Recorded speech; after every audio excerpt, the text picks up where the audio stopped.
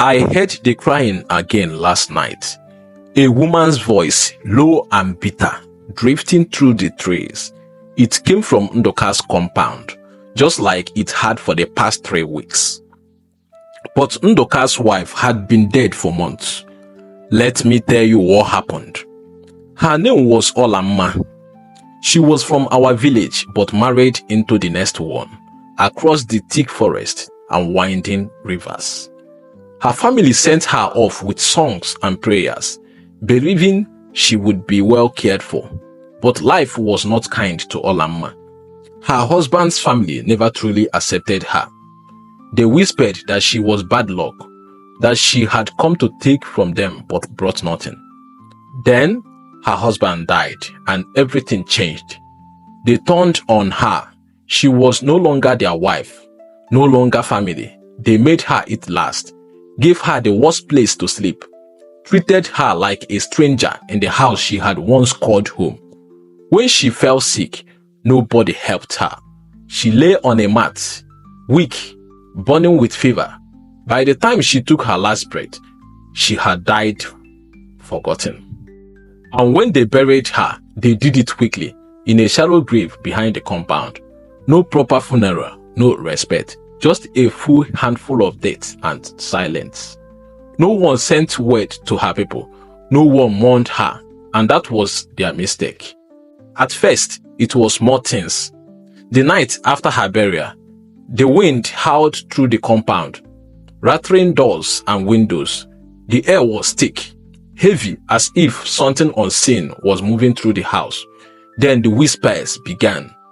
At night, the women in the house heard murmurs, low voices, like a woman talking to herself. Sometimes, it sounded like she was weeping. But the third night, the crying became clearer. It was coming from the back of the compound, from the place where they had buried Olamma. Ndoka, the head of the household, dismissed it. It's just the wind, he said. A week later, Ndoka's youngest wife, Amaka, woke up screaming. She was sitting on my bed. Ada gasped, shaking. She was watching me. Her eyes were empty. The next morning, Ndoka himself woke up covered in scratches.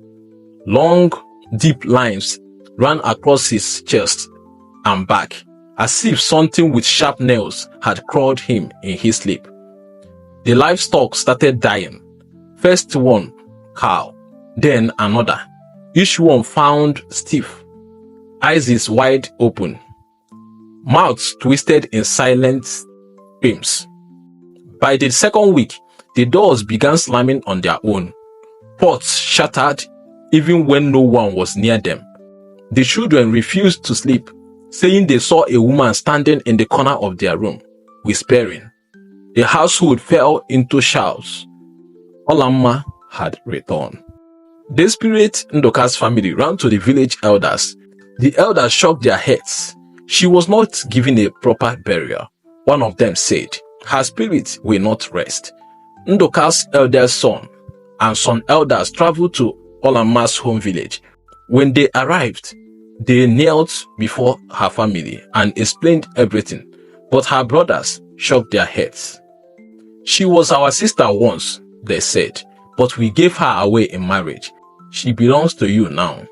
The elders pleaded, they begged, but her family refused. Olamma was no longer their concern. That night, the crying turned to screaming.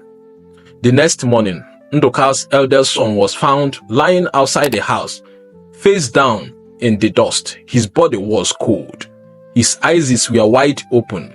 His mouth was open too, as if he had tried to scream. No wounds, no blood, just gone. The village erupted in fear. No one could explain how a strong young man could die just like that. The elders knew there was only one thing left to do. They gathered the strongest men, dug up Olamma's shallow grave, and carried her body back to her family. Her people did not welcome her, but when they saw her lifeless body, when they heard the wind whisper her name, they knew they had made a mistake. The village elders performed the proper rites. They gave her the burial she deserved. with all the respect they had denied her, and the crying stopped. To this day, no family in our village dares to abandon a married daughter, no matter where she goes, because sometimes the dead remember, and sometimes they come back.